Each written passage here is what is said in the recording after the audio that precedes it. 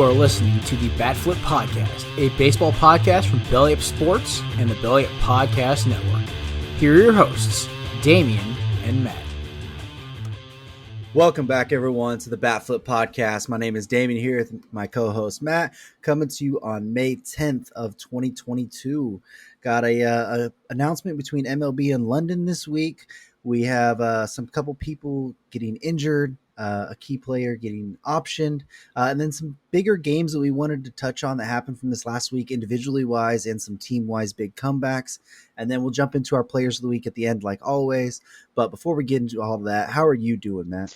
Doing great. Just had a pretty good week and just ready to get to talking about a little bit of baseball. So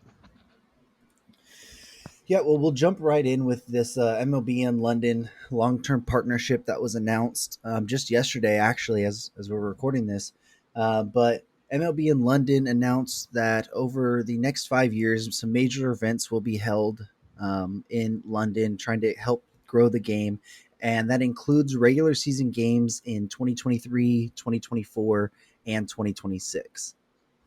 yeah, this is a really cool thing to have happen. I've been a big proponent of Major League Baseball branching out and being the leader for worldwide baseball. I think that there's been times where Major League Baseball hasn't done a great job of this. Stuff like, last year they could have taken an Olympic break and let Major League players play in the Olympics. They didn't do that. That would have grown the game worldwide. And this is a game that obviously is already a international game. You have obviously, in Asia, East Asia, it's just such a huge deal in Korea, Japan, Taiwan. It's a big thing. It's gotten kind of popular in Australia too. You see some big leaguers coming out of Australia now. I mean, Liam Hendriks, one of the best closers in the game from Australia. Obviously, Central America and the Caribbean, it's big, and North America, of course. But one of the last big place that hadn't really reached is obviously Africa and Europe. And of course, Europe being an enormous sports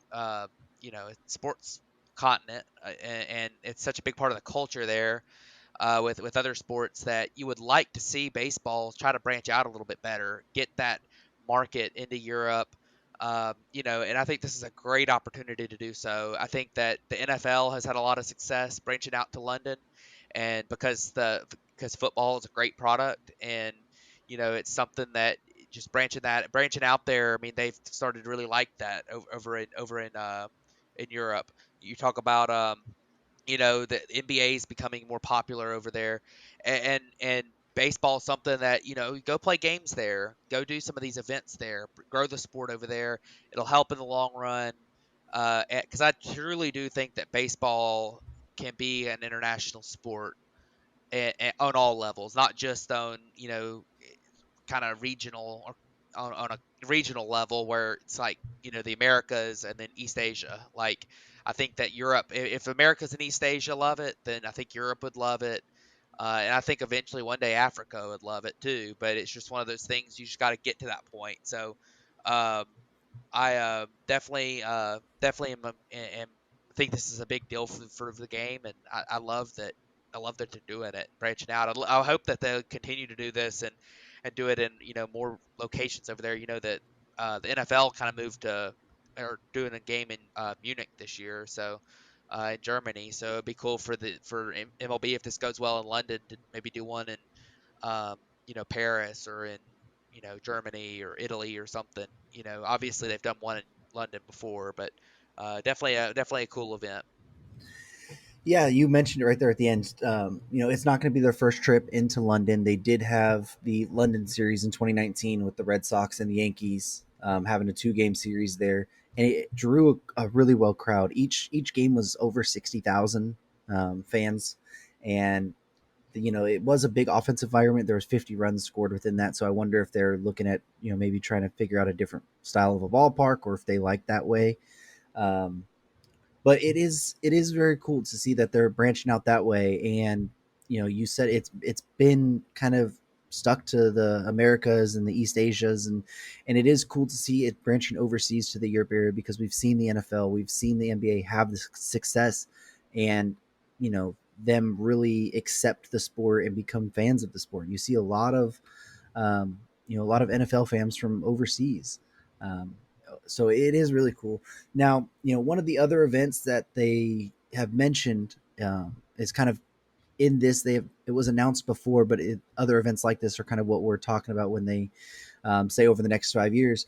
But there's going to be a home run derby X that's going to take place in London's Crystal Palace Park on July 9th of 2022. It's basically a competition between four franchises. The ones represented here are the Red Sox, the Yankees, the Dodgers, and the Cubs.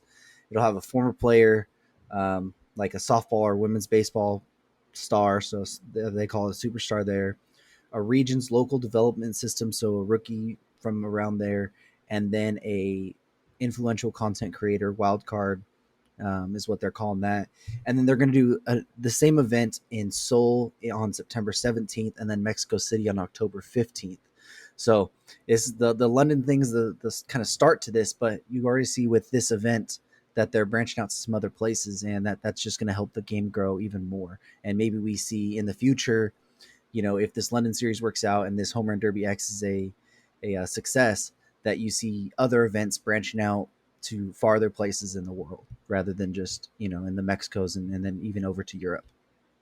Yeah, definitely true. And one other thing too is I would hope that Major League Baseball would obviously, we've got the minor leagues in the Americas or in the U.S. that feeds into the big league clubs, but it would be cool if Major League Baseball would develop some kind of partnership with some of the independent international leagues in Europe, because they are there. They're just not very popular yet, and kind of help them grow too. That might be another step toward you could end up seeing something similar to the KBO or the Japanese league, and where you end up with a place where you might even get some major league players come from there. So, kind of growing that sport at the grassroots level is going to be a big deal. But definitely like the idea. I mean, just having fun events and having baseball be a part of that fun event. It doesn't even have to be a baseball game of major league teams. Like you say, these home run derbies, that's a cool event. But I'm definitely excited to see what this brings, and hopefully you end up getting more attention to baseball in Europe, because I think it's a big market that's never really even somewhat been explored yet. So Yeah, it's really not, and it's something that the game really does need to help grow that younger and that fresh audience, which is something that they've really lacked for quite a while. But let's go ahead and move on, and let's move on to talking about the AL Central division leading Twins. They suffered a couple big injuries this week, with Carlos Correa being placed on the injured list today with a thumb injury. Doesn't sound like it's going to be a very serious thing. They backdated it until the 6th. There was thought that he might be able to avoid it, but they're just giving him the couple extra days. He should be back as soon as it's up, as soon as the days are up or really close to that. But the bigger blow is going to be Chris Paddock, who exited his start in the third inning earlier this week. And it's being said now that he has elbow inflammation, and it's looking like a second Tommy John surgery is possible.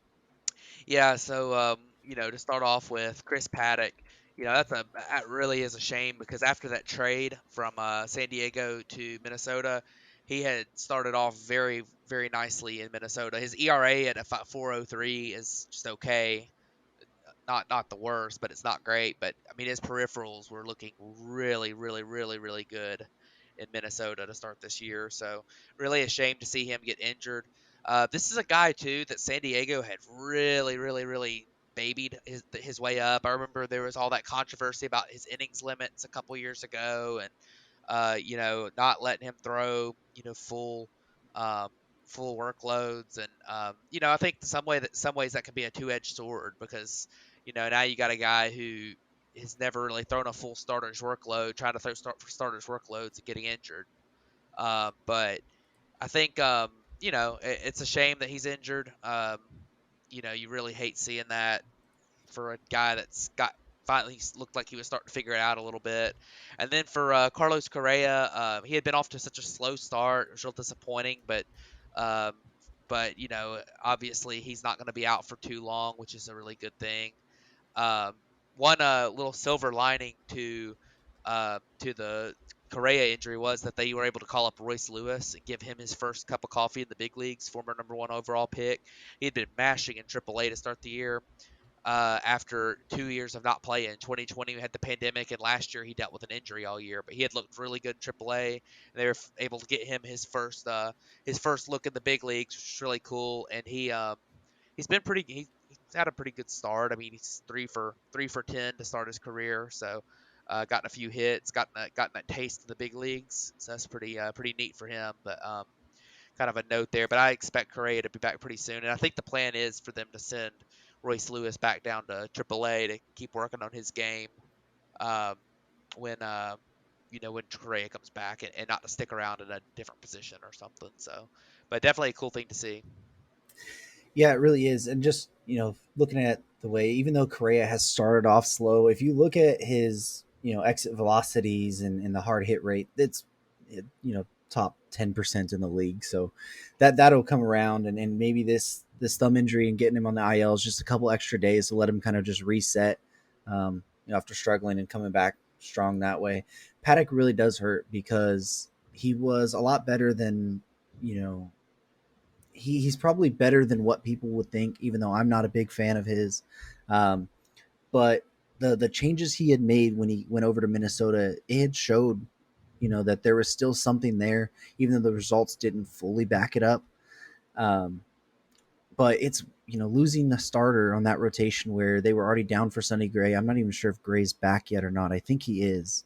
Yeah, he is. Um, so he is, but that rotation is so fragile. It's so thin already. And losing a guy like Paddock, who you expected to be a big part of that rotation moving forward and out for, if he does have to have the Tommy John, which is his second of his career, it's going to be it's going to be a big hurt. And they say the second one's usually a little bit easier than the first, but you never know. Yeah. But the next one we wanted to jump over to was the St. Louis Cardinals made the decision today to option former All-Star Paul DeJong to AAA.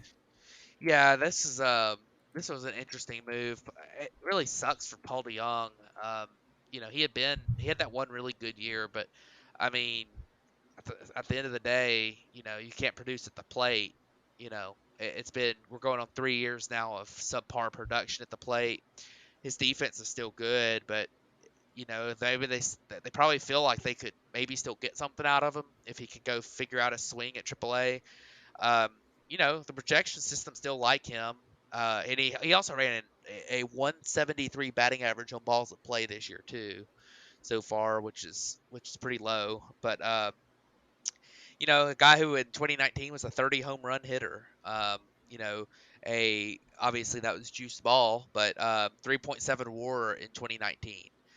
Great defender, and you think that maybe he can go figure something out with the bat and come back a little bit stronger. A guy who's not going to hit for a guy, he doesn't walk an awful lot. 8% is not awful, but 29% strikeout rate to start the year, and then that batting average on balls of play being so low, um, you know, probably doesn't help. But that might be a little bit of luck, but that's kind of been the norm for him too. The last couple of years, he's been sustaining a low BABIP. So, last year was still a solid player, a 1.4 WAR last year. So maybe he can figure it out, but I kind of doubt we're going to see it, especially with Edmundo Sosa about to come back up, and the Cardinals seem to really like him. So, Yeah, the Edmundo Sosa had supplanted Paul DeJong last year at shortstop for the majority of the playing time. It is going to be weird seeing where they go. Who's going to be the majority of the shortstop time there, because it was either DeJong or Sosa. One would say maybe Tommy Edman, but then who plays second? Right now it was, Nolan Gorman. They're not calling him up, and Sosa was kind of the backup there as well. So it'll be weird to see how they divvy up the playing time that way.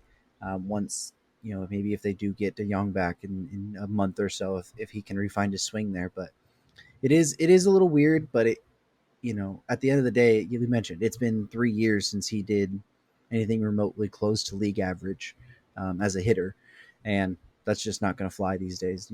The days of being pretty a solid defender and nothing at the plate, kind of just we're taking the approach away from that. It seems like so. But who knows? I mean, he's still young enough to where he can find something there and come back and have Yeah, some solid years left. I'm honestly shocked he's still at an ability to be optioned. Yeah, So there that is true. But we wanted to highlight some games and some specific performances this last week that have happened. And one of the big ones that we wanted to start with was Rowdy Teles in a 18-4 win for the Milwaukee Brewers over the Cincinnati Reds. He ended up having 2 homers and 8 RBIs. yeah, Rowdy Teles is off to a really good start this year. We kind of mentioned it a little bit last week, but you know, he has just been crushing the ball. He's already got 7 home runs on the season. In just 29 games, 105 plate appearances. He's if you look at his baseball savant page, it's basically all Reds, which is really good. And then this is just a guy that you've always seen a little bit of potential there with the bat. He's a big guy. He's got a pretty good swing. Hits lefty. Can hit righties real well. But you just kind of got really good power. But you just kind of haven't seen him take off yet. And this year he's shown signs of maybe being able to do that. Definitely would like to see him be able to get up his walk rate a little bit, being that kind of power first baseman. But he's put up a 147 WRC plus so far this year, which is really solid. A .6 WAR already. You know, and this year having a 567 slugging percentage seems to be pretty difficult. So, it's been a good start for him, and that game just kind of highlights it. I mean, just the Brewers in general too they haven't been great offensively, but they've been way better than they were kind of expected to be. And Rowdy Teles and that 18-4 win, even though it was the Reds, kind of highlights that. So definitely a good thing to see from Rowdy Teles, and we'll see if he can continue that for a while. Yeah, I remember when Rowdy Teles was drafted, and they were talking about how when he can find it, he can be one of the best hitters in the game. And it's taken him some time, and a couple different spots, be it starting in Toronto, and had some decent years there, and then getting flipped to Milwaukee last year, and then what you've seen so far this year, he's basically seemed like that hitter that people thought he could be at one time. And he's not your prototypical like platoon guy. Like he hits lefties pretty decent in his career. He's struggling a little bit this year, but for a big lefty power bat, most of the times you see that they're only good against righties, and he's been doing a pretty decent job against both sides throughout his career. So hopefully he gets some more playing time. We see this keep up. But another one of the big games we wanted to mention was Josh Naylor had 2 homers and 8 RBIs in leading a comeback win for the Cleveland Guardians over the Chicago White Sox yesterday. Yeah, so that was a what a game for Naylor. I was actually watching that game. I was about to go to bed, and it was the game of the day on MLB Network or whatever. So I had it on in the background, and I kind of laid down to go to sleep, and still had it on, and I was like, you know what, I'm gonna just watch the end of it. It's the ninth inning. It's a 6-run game. Just whatever. Might see something cool. And then something crazy happened in that Josh Naylor and the Indians, or the Guardians, excuse me, came all the way back from six runs down and capped it off with a Josh Naylor grand slam to tie the game. This was after a couple errors, by the way, by Tim Anderson, who now has 8 errors on the season already, which is pretty remarkable. But Josh Naylor hit the grand slam to tie the game, and then I did fall asleep because I had to work this morning. I had to turn it off and go to bed. But I've come back this morning, look at it, and Josh Naylor, of course, hit another home run to go ahead in extra innings in the 11th inning, a 3-run homer. So 8 RBIs on the game for him. Just a few talking points off that game. The game was kind of a microcosm of the White Sox season. Just they had it in the bag. They looked really good. They were the better team. They had good contributions from their starter did well. We'll talk about him a little bit later. A little bit of a spoiler there, but um, their and their bullpen was pretty good for the most part. and then they completely lost all of their focus in the ninth inning, and they made two or three errors and or two bad errors, and then just couldn't get it together. I mean, you saw Liam Hendricks come in there and walk a couple guys, give up a couple hits, and then Liam Hendricks giving up a grand slam is not typical. And then of course for Cleveland, they've been sneaky good this year so far. Their record's not great, but they've been kind of decent. Um, so I definitely think it was definitely an interesting game, and I like what I've seen from Josh Naylor this year too. A 181 WRC plus is really good. He's a really weird player. He doesn't strike out, doesn't walk a lot. But he's also kind of a lefty power bat, which that's kind of a weird profile. Lefty power bat that doesn't strike out much, doesn't walk much. He plays first base, but he's short, and he probably should play outfield, but he's not fast enough. He's not a good enough athlete to play outfield. He's kind of probably should be a DH really, but of course Cleveland's got a few DHs, so. But definitely an interesting player and having an interesting season. And that game last night was wild. Yeah, and I think what makes it even a better story so far is this, not only the success he's having this year, with the 338 average, 374 or 370 on base, and a 574 slugging with a 944 OPS, is that he's doing this coming back after basically getting his ankle shattered in a play with his teammate where they collided in the outfield and he landed weird and it broke his ankle. And I think that's part of the reason why they have him playing first base now too, is to help limit some stress on that. But he's been really good, and he had shown little flashes of this before, but never the consistency to put it up. And it is still a small sample. He still only has 73 plate appearances, but it has been pretty cool to see Josh Naylor. One of the guys who was a former first overall pick or first round draft pick, number 12 overall. Starting to hit that breakout at age 24. And that game was wild. Like you don't hardly ever see Liam Hendricks give up, game tying grand slams, and just the White Sox in general. Speaking of the how bad defensively they were, did you see what their the White Sox broadcaster did when Oh, Gavin Sheets made the error? oh yeah, I heard it. Yeah, he dropped the ball easy, and the White Sox broadcaster was like, "Are you shitting me?" Like, oh, you never see broadcast do that. It was Yeah, hilarious.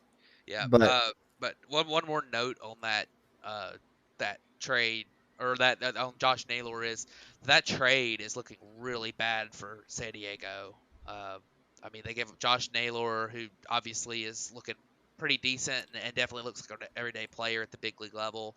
Austin Hedges is, kind of a defense first kind of backup slash he can start if you really need him to catcher. But Cal Quantrill's been a pretty decent big leaguer. They also gave up Gabriel Arias, who's been in the big league some, and Owen Miller, who's having a little bit of a breakout, even though I don't think he's going to sustain it.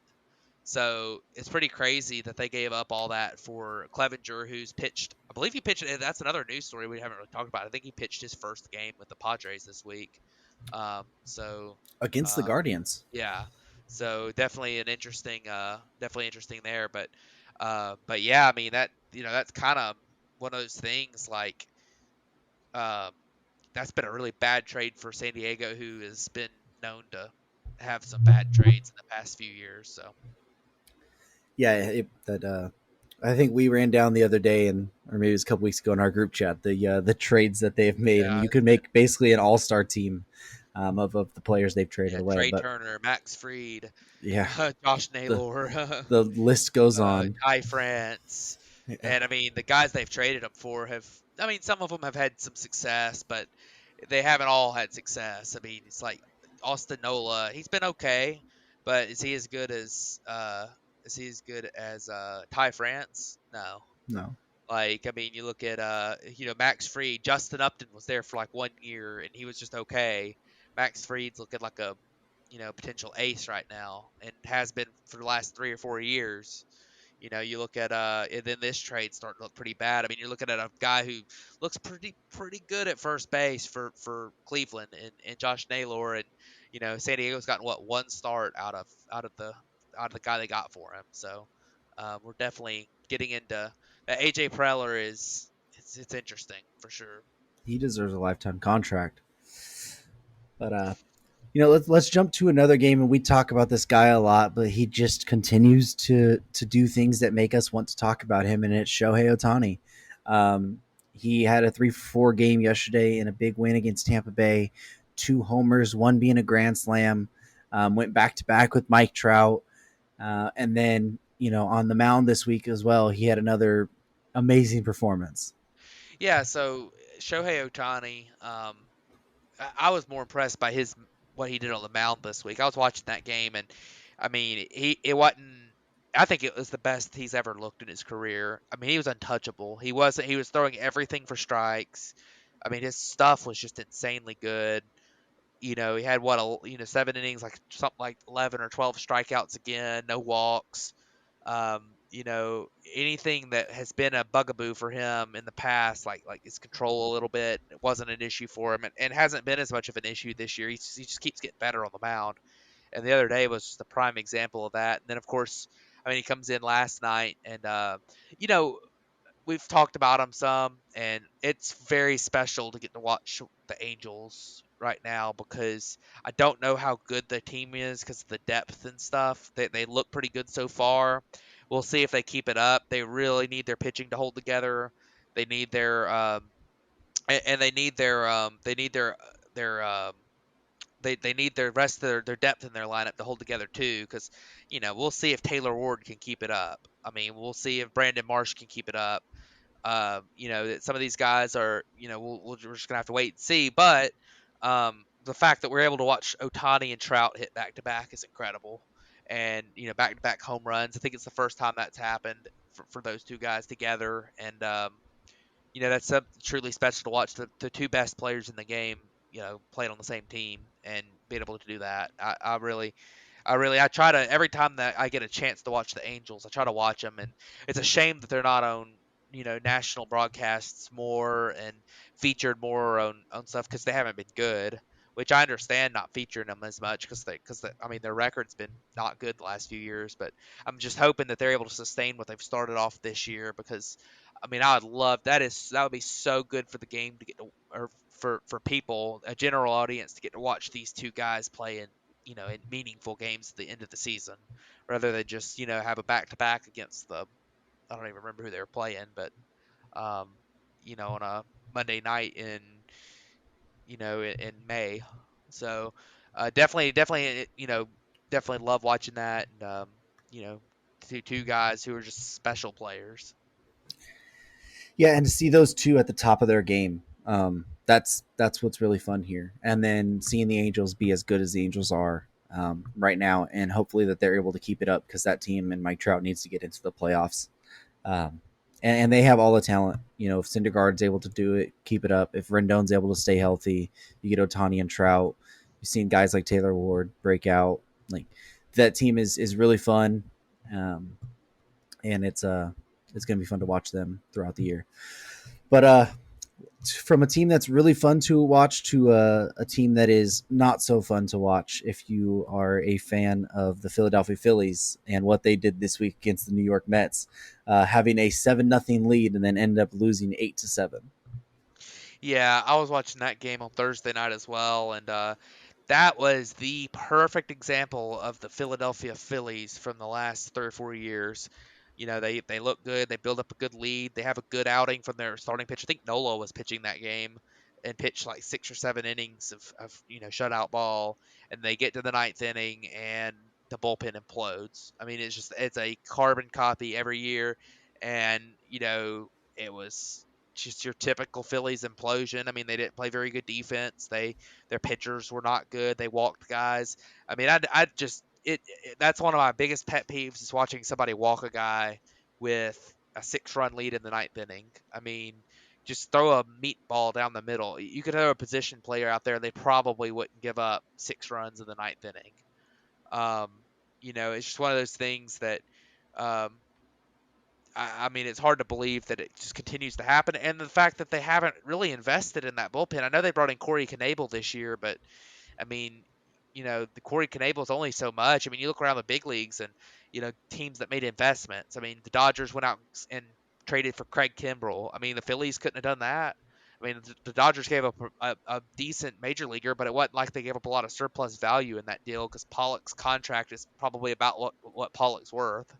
And then you got, Kenley Jansen was a free agent. The Phillies not have tried to sign Kenley Jansen. They could have probably overpaid him a little bit and gotten him over Atlanta. I mean, it's just one of those things that it's hard to believe that they still haven't been able to figure out the bullpen. And the Phillies are starting to get to um, they're starting to get to a position where some of their players starting to age a little bit, and they're going to have some question marks here going forward. Um, a lot of their prime players, Bryce Harper's in his prime right now. They're going to waste it because of just not being able to put the final pieces together on a team.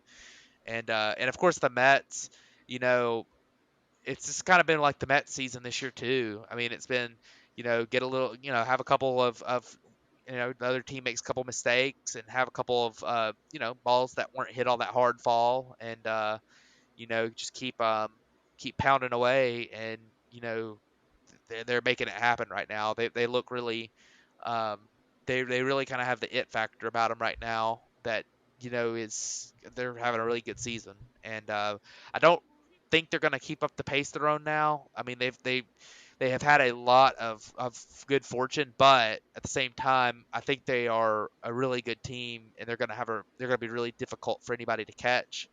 And I mean, if they can get fully healthy, with DeGrom coming back, or having all their pitchers be 100%, they're going to be really, really, really tough. So we'll see what ends up happening.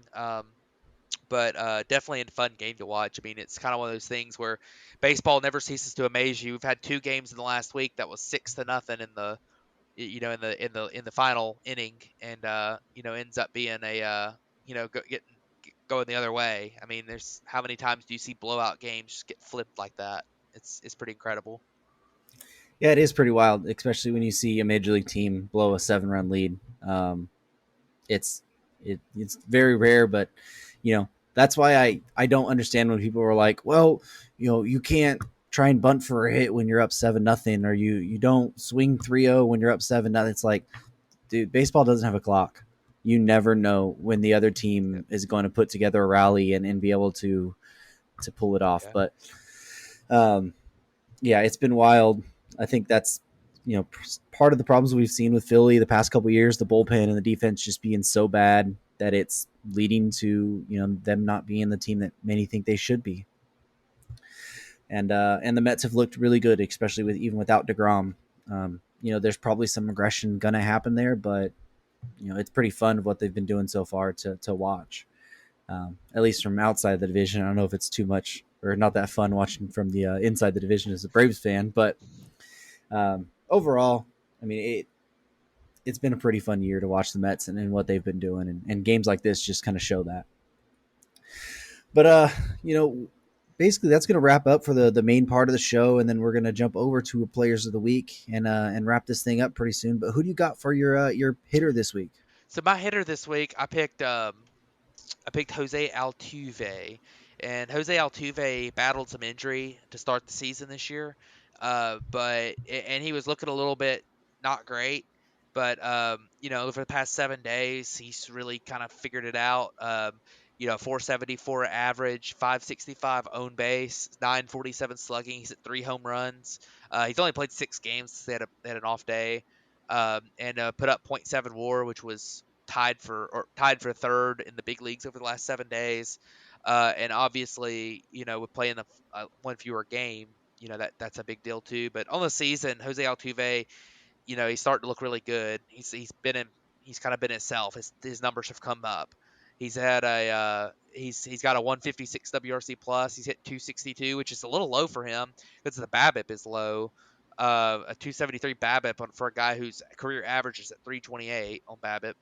But he's also he's walking a lot, 15% walk rate, which is astronomically higher than any other season he's ever had. And I don't think he'll sustain a 15% walk rate, but he's not striking out a ton, maybe a little more than last year, but he's been a great player for them this year, and we'll see if he can keep it up. It's been a nice season for him, a good bounce back from the beginning of the year, where first week or two people were talking about him being cooked, and I was like, it's pretty small sample size, and sure enough, here we come, and in his age 32 season, he's looking like one of the better players in baseball still.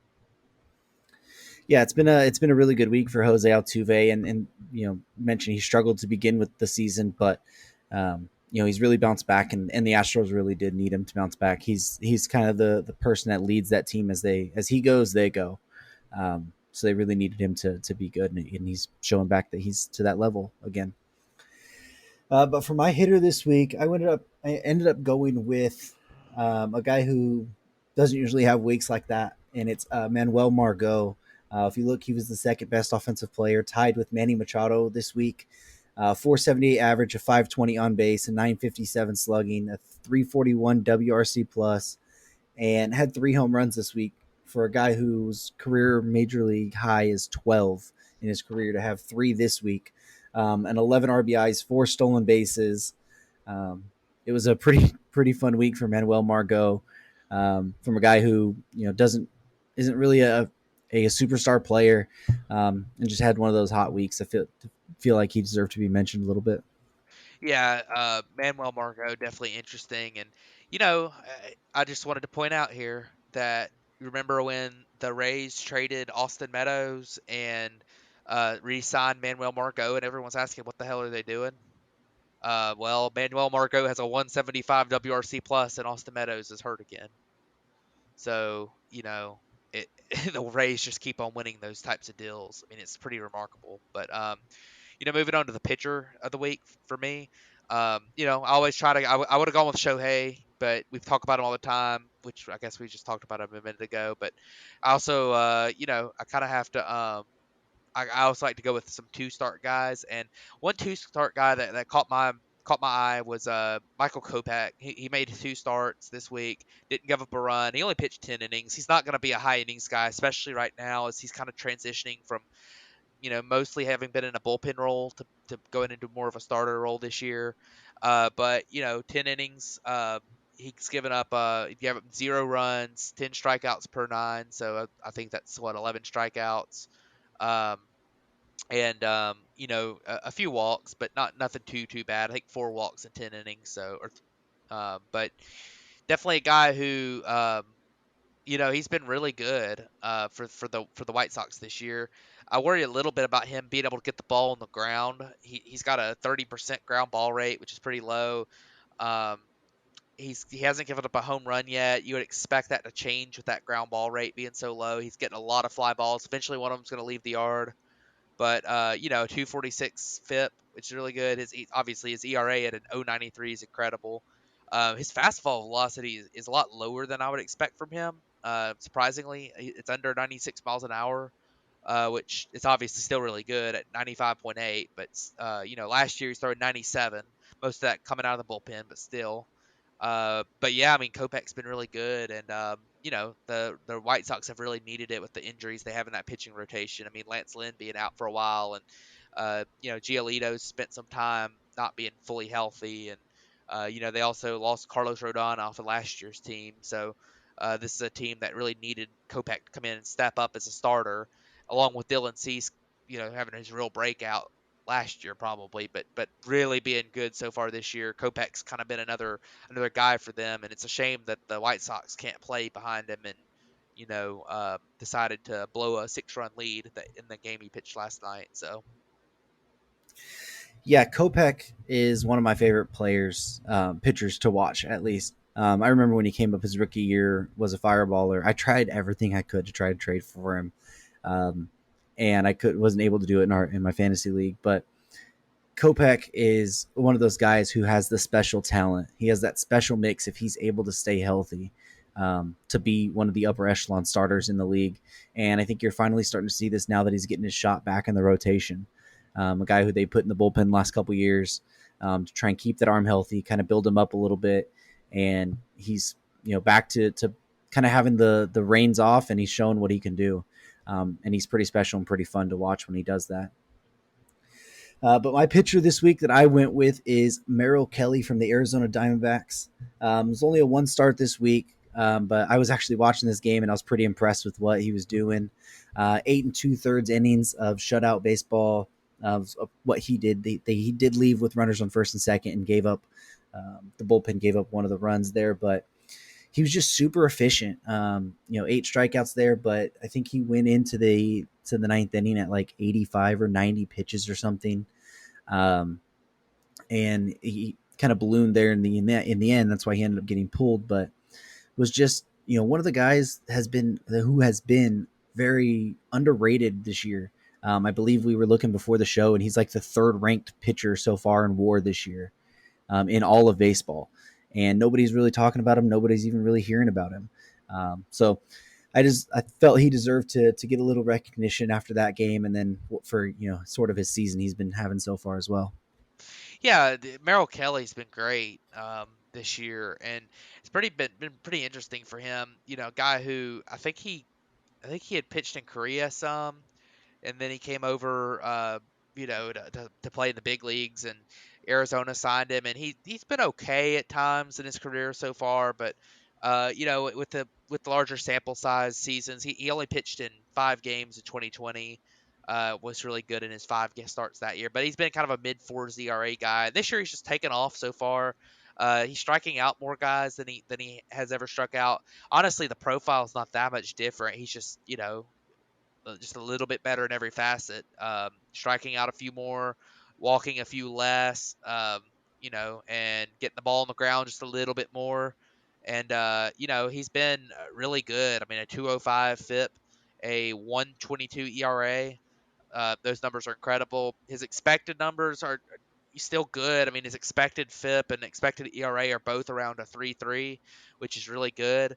And obviously Merrill Kelly's a guy. It'll be interesting to see what happens with him because he's 33 years old, and if he keeps this up, he might be a really really intriguing player for the Diamondbacks to look at maybe sending at the trade deadline because he's under control through 2025, but he's also he's 33 years old, so you don't know if he's going to fit their window, and you can you could definitely you could definitely decline that. He's got a 2025 club option, so you're probably under control. I think 2 more years after 2022 ends, and it's a 2-year, 18 million is what it is at that point. So definitely a guy who it'll be interesting to see what happens with him.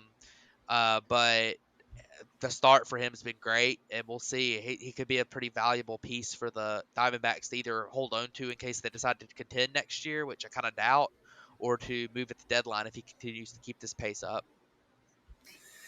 Yeah, he really can be. And the Diamondbacks kind of can use that to flip at the deadline or moving forward to help their rebuild out, and somebody can get a pretty solid pitcher because I think he could be a low 3, probably high 4 in a decent rotation and be an innings eater for a lot of people. So will be interesting to see what they do moving forward.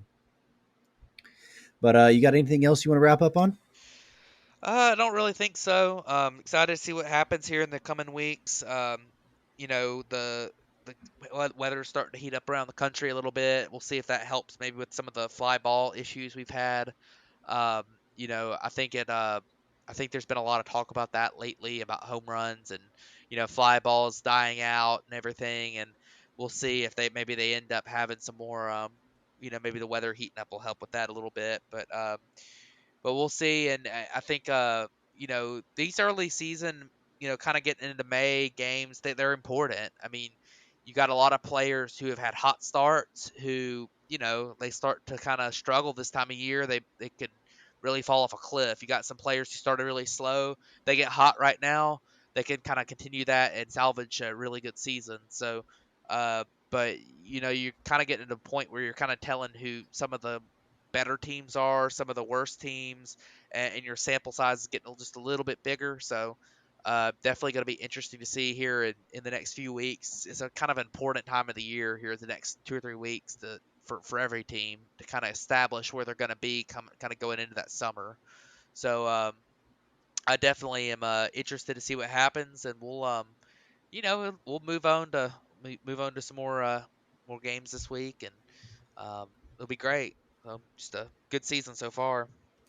Yeah, it's been a really fun season so far. Hopefully, we have a couple more talking points that we can get to this next week or so. Um, feel like we've been kind of lacking and just kind of throwing some stuff together just to make episodes happen. So hopefully some real fun stuff happens this week that we can get to talk about.